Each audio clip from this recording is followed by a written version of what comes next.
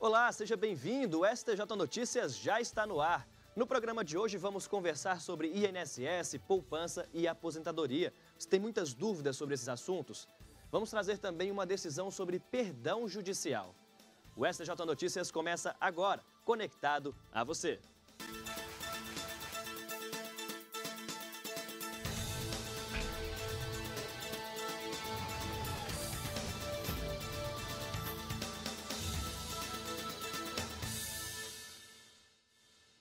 No primeiro semestre deste ano, o STJ teve um de seus mais importantes julgamentos envolvendo plano econômicos. Coube à Corte Especial definir se os juros de mora devem incidir a partir da citação na ação civil pública ou se a partir da citação em cada execução individual. Ao todo, são mais de 50 mil processos desse tipo que tramitam na Justiça. O repórter Rafael Porfírio relembra esse julgamento e nos conta o que pode mudar a partir de agora.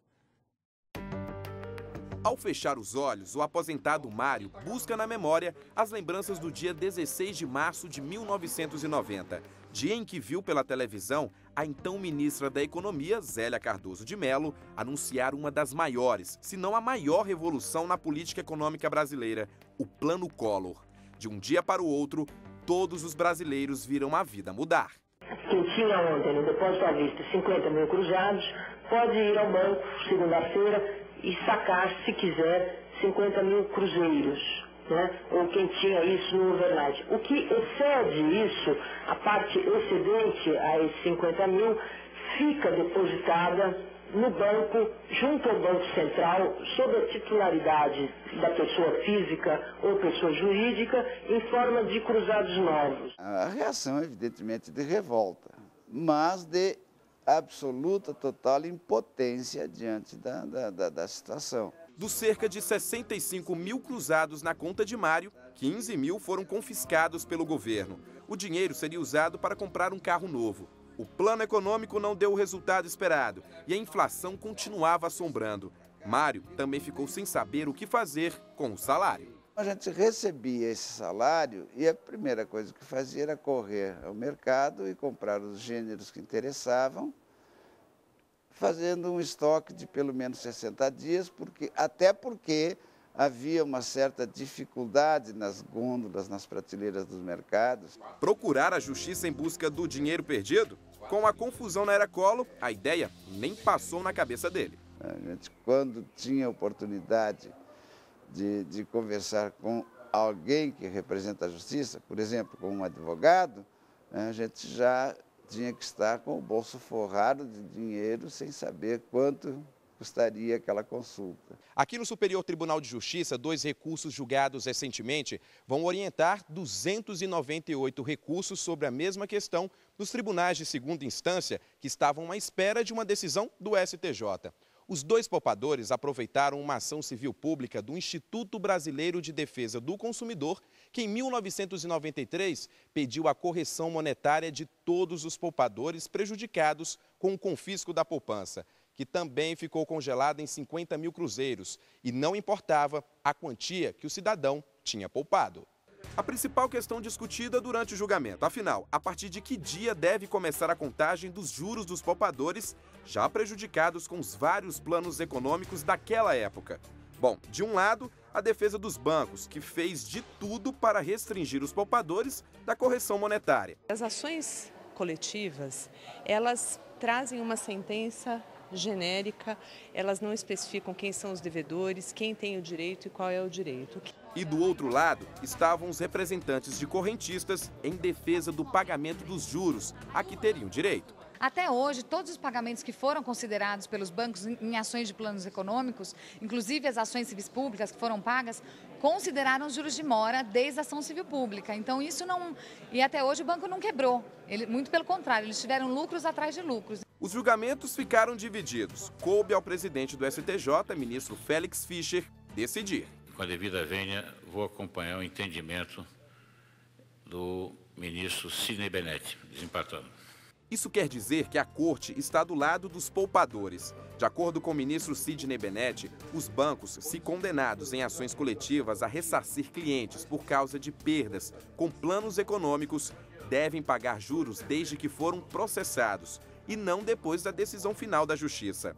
O ministro Sidney Bennett destacou também a funcionalidade da ação civil pública como instrumento processual criado para restabelecer os direitos lesados. Contém o germe da distribuição da efetividade do relevante instrumento processual que é a ação civil pública, que tantas esperanças abriu à eliminação da demora na solução das grandes controvérsias e da superação da própria insegurança jurídica na sociedade brasileira. Agora, os bancos argumentam no Supremo Tribunal Federal que pode haver um colapso do sistema financeiro nacional com essa decisão.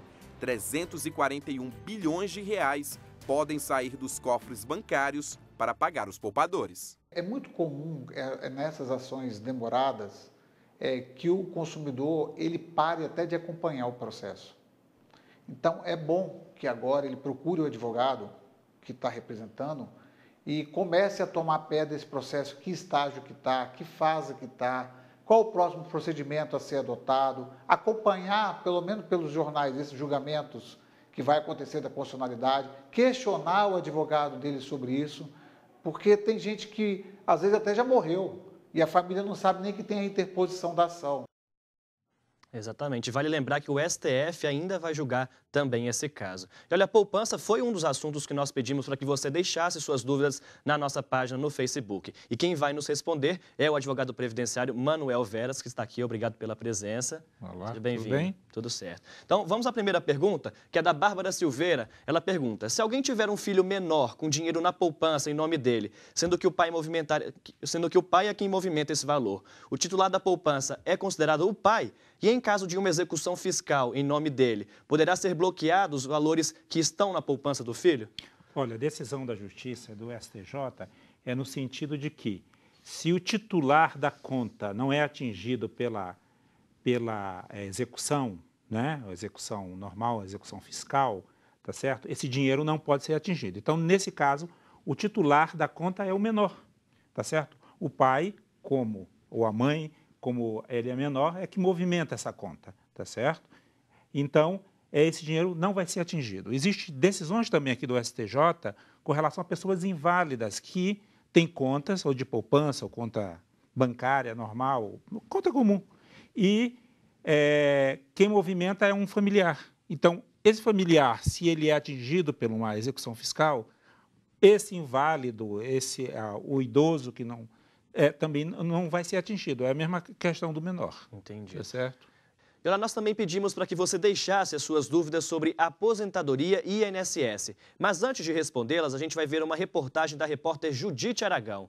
Ela nos mostra as principais decisões sobre esses temas e nos dá algumas dicas sobre aposentadoria. Confira.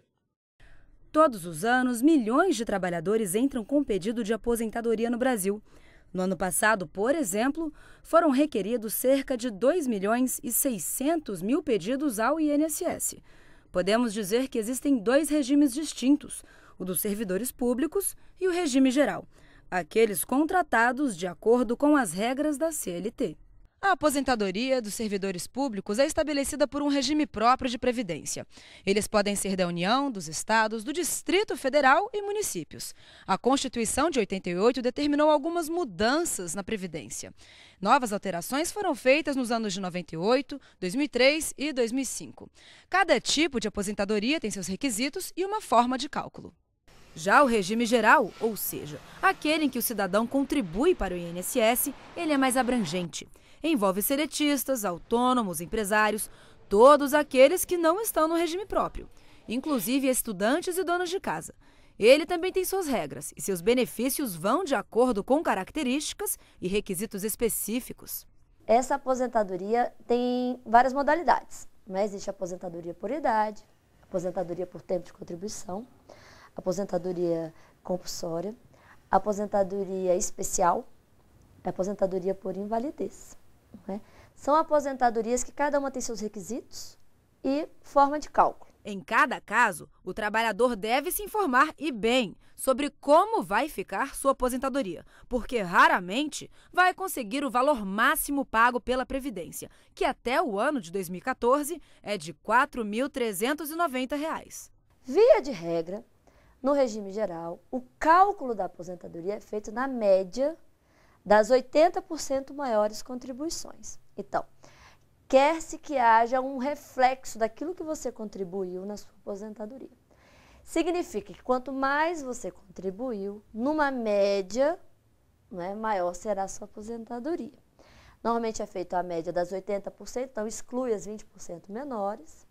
Dessa média, em algumas modalidades de aposentadoria, a aplicação do fator previdenciário, que é um índice que vai envolver idade, tempo de contribuição e é obrigatório ou optativo, dependendo do tipo de aposentadoria. E assim é feito o cálculo. Como cada caso é um caso, uma decisão da 4ª turma do STJ vetou o direito à aposentadoria complementar de um funcionário da Petrobras. Ele já havia obtido sua aposentadoria pelo INSS, mas continuou trabalhando. A empresa se recusou a conceder a suplementação de aposentadoria ao trabalhador, alegando que ele deveria se desligar da instituição para poder receber o complemento. O funcionário recorreu, mas a 4ª turma seguiu o voto do ministro relator, Luiz Felipe Salomão, de que o direito adquirido não pode ser reconhecido nesse caso, pois o participante não havia preenchido todos os requisitos para receber o benefício. O Dadino trabalhou durante 34 anos na aviação comercial brasileira. Contribuiu mensalmente durante todo esse tempo. É aposentado há 4 anos. Hoje, ele continua trabalhando para complementar a remuneração que recebe do INSS. Com a minha aposentadoria, eu passei a ganhar, no máximo, 4 salários mínimos. Então, a diferença salarial entre a minha ativa na aviação e hoje, como aposentado, eu perco aí cerca de 50% do meu poder aquisitivo. E sendo assim, você precisa dar continuidade à sua vida, trabalhando para compor a sua renda familiar. Como Dadino, muitos voltam a trabalhar depois de aposentados. Dessa forma, eles continuam contribuindo para o INSS. A desaposentadoria é uma opção para aumentar o valor do benefício mensal. Já que a pessoa tem novas contribuições e mais idade, ela pode renunciar à aposentadoria anterior e requisitar uma nova. Mas esse assunto ainda está em debate no Judiciário.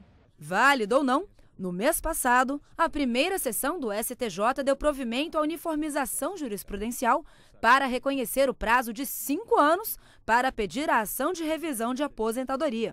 Havia divergência entre esse prazo. O relator, ministro Arnaldo Esteves Lima, que se aposentou recentemente, especificou que existem normas específicas que regulam a prescrição de 5 anos.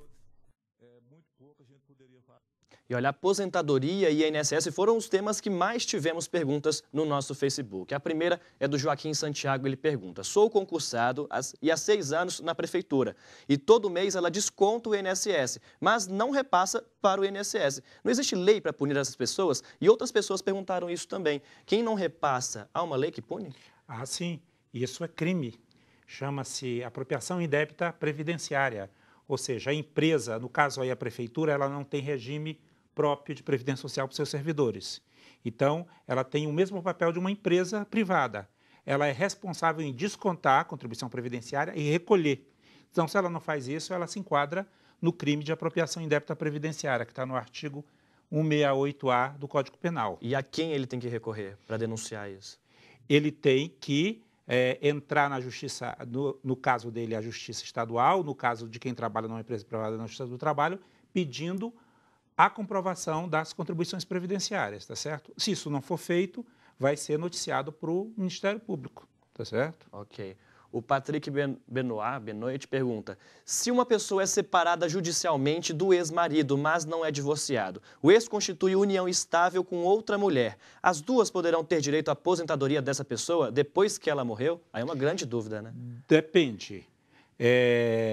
O problema é o seguinte: tem a questão da... A pensão é dada a quem? Ao sobrevivente da união estável ou do casamento, tá certo? Agora, muitas pessoas, o que é que acontece? Elas se separam de fato, não de direito, e constituem uma segunda união estável, tá certo? Nesse caso, o que é que vai acontecer?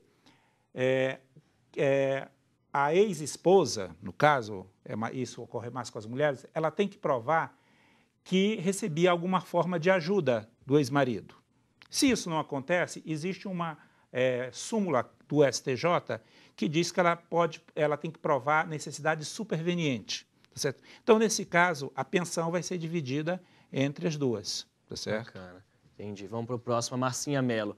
O empregado que se aposenta por tempo de contribuição, mas que sempre trabalhou com insalubridade ou periculosidade, embora não reconhecida pelo INSS, pode pleitear a revisão da aposentadoria para especial? Veja o seguinte, uma coisa é a legislação previdenciária, outra coisa é a legislação trabalhista. Na legislação trabalhista existe os adicionais de periculosidade e de insalubridade em determinadas atividades, tá certo?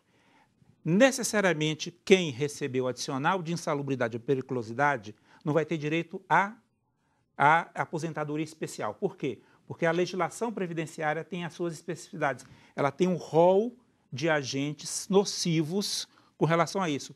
E tem documento que o empregador tem que entregar para o empregado ao final disso. Então, necessariamente, quem recebe um adicional de periculosidade ou insalubridade não vai ter direito à aposentadoria especial, porque pode não estar naquele rol de agentes nocivos que está no anexo 4 do Decreto 3.048. Bacana. E o Tiago pergunta, o servidor público que aos sábados é professor sem vínculo empregatício, pode contribuir para o INSS se aposentar pelo serviço público e pelo INSS? Bom, aí tem duas questões. Primeiro,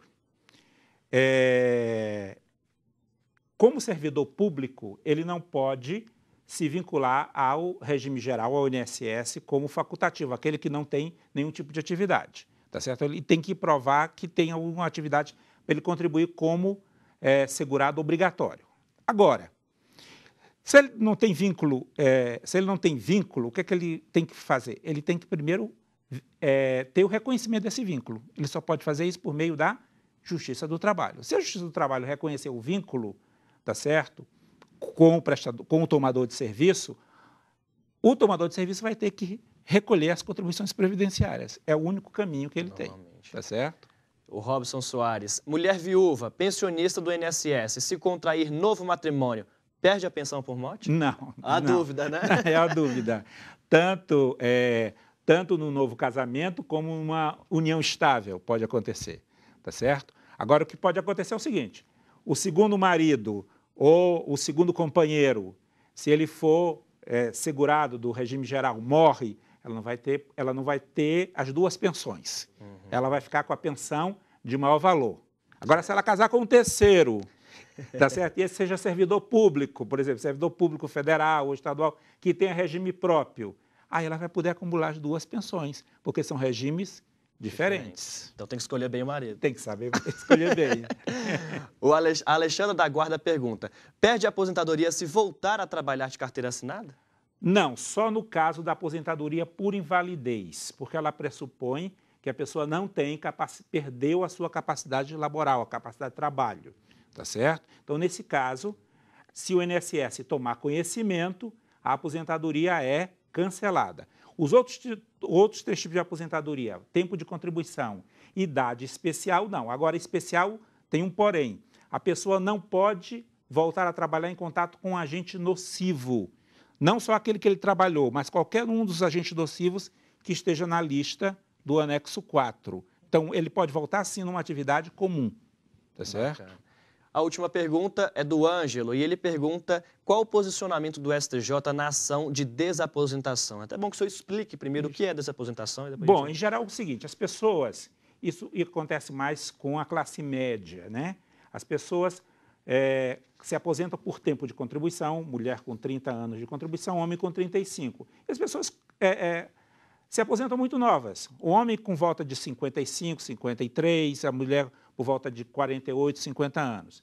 E essas pessoas, na pressa de se aposentar, porque essa aposentadoria tem um tal do fator previdenciário, então, quanto mais novo ela tiver, ou seja, quanto mais longe ela tiver dos 65 ou dos 60 anos, vai haver uma redução no valor da aposentadoria. Então, elas são obrigadas a voltar ao mercado de trabalho para complementar a sua renda, tá certo? E aí elas, como na entrevista a advogada falou, elas têm que contribuir, tá certo? Só que acontece o seguinte, o que é que elas percebem o seguinte? Elas vão chegando perto dos 60 ou dos 65 anos e percebem o seguinte, olha, se eu juntar esse tempo de contribuição na minha aposentadoria vai ser maior. Só que a legislação previdenciária diz o seguinte, que a aposentadoria por tempo de contribuição e a aposentadoria por idade são irreversíveis e irrenunciáveis desde o primeiro pagamento. Então, se ela vai ao INSS, o INSS vai negar. Então, as pessoas têm entrado na justiça para pedir esse direito. Os tribunais federais, regionais federais, têm reconhecido, o STJ tem reconhecido, tá certo? Agora, essa questão está parada. Por quê? Porque está em repercussão geral, aguardando um posicionamento do STF, tá certo? Então, enquanto isso não acontecer, tá certo? A decisão vai ficar parada. Administrativamente, enquanto não houver decisão do STF favorável, a gente não sabe se vai ser favorável ou desfavorável, a gente não sabe o que é que vai acontecer, tá certo? Dom Manuel, muito obrigado pelos seus esclarecimentos, foram realmente muito bons e acho que nossos telespectadores gostaram do que escutaram. Muito obrigado, viu? Nada, estamos à disposição. Obrigado. Bom, vamos saber agora com o Yuri Ascar qual o assunto do próximo STJ Cidadão. Olá, Yuri. Olá, Daniel. São Miguel das Missões, uma viagem no tempo. Nossa equipe foi ao sul do país e vai mostrar como foram as missões jesuíticas. Você vai conhecer as ruínas da Igreja de São Miguel, um patrimônio mundial tombado pela Unesco em dezembro de 83, que guarda a memória e as origens do nosso povo. Vai ver o que restou de 400 anos de história, os mistérios, as formações, como funcionavam as cidades e entender como os índios eram tratados e o que sobrou da cultura e do povo guarani. Vamos mostrar ainda como é feita a preservação dos sítios arqueológicos, a fé e a crença que movem a população local, a herança dos nossos ancestrais e a cura dos benzedeiros e mateiros da região. Tudo isso no STJ Cidadão desta semana. E eu espero você. Daniel. Muito obrigado, Yuri. E olha, no próximo bloco você vai ver uma decisão sobre perdão judicial. Você sabe o que é? Então não saia daí.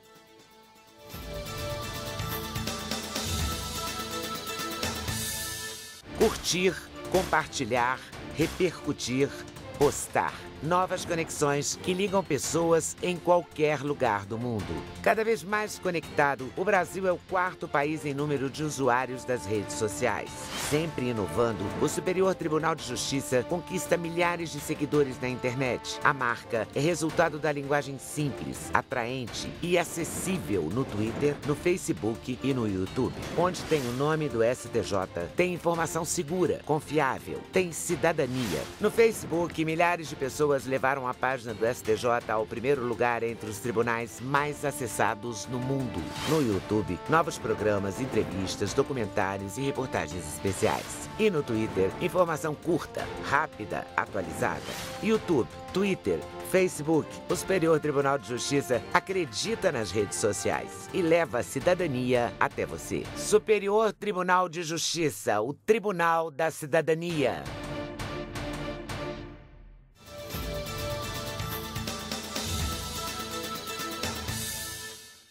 Você sabe o que é perdão judicial? Nessa semana, a sexta turma julgou uma ação que foi destaque no nosso Twitter. Solta pra gente.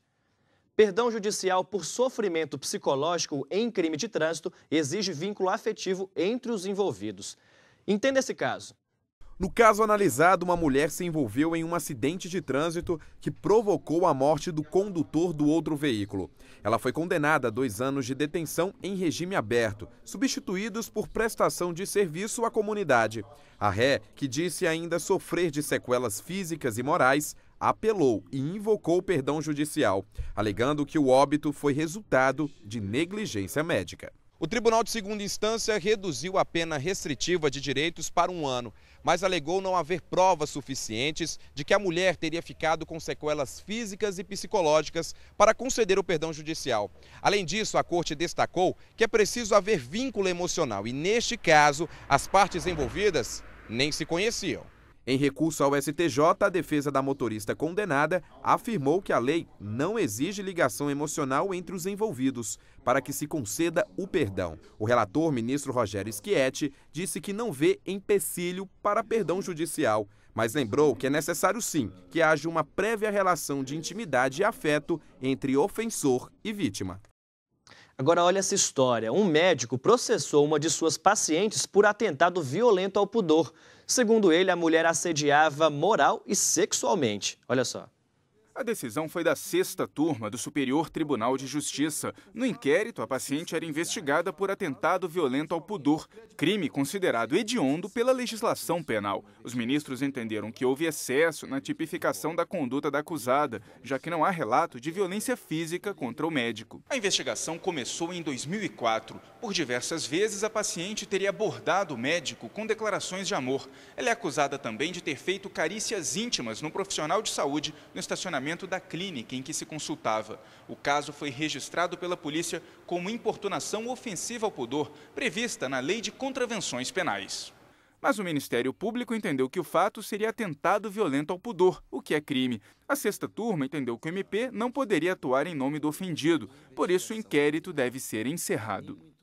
A desembargadora convocada Marilza Mainardi negou habeas corpus a um manifestante detido em protesto contra a Copa do Mundo. Rafael Luz Varg, de 29 anos, é suspeito de participar de depredações durante a manifestação. A defesa dele alegava que não houve fundamentação adequada para a prisão e que a medida foi desproporcional. Segundo a desembargadora convocada, Marilza Mainardi, como não houve o julgamento do mérito do habeas corpus no Tribunal Estadual, a apreciação do pedido pelo STJ implicaria em uma supressão de instância, o que é indevido. Para Mainardi, a decisão do TJ de São Paulo está suficientemente motivada. Essa decisão também se estende a Fábio Arano, que é outro manifestante preso e também corréu desse processo. E no próximo Conexão Cidadania, você vai ficar por dentro de um assunto cada vez mais comum no nosso dia a dia. Quem nos conta é Daiane Garcês. Olá, Daiane. Olá, Daniel. Quando você escolheu sua faculdade, você se preocupou com o quê? Pois é, o Conexão Cidadania vai tratar esta semana dos cuidados que os futuros profissionais têm que ter com a instituição de ensino que escolhem. Preço, preferir uma faculdade perto de casa ou do trabalho para facilitar, tudo isso é importante, mas fundamental mesmo é saber se ela pode funcionar, porque senão todo o esforço pode não valer de nada.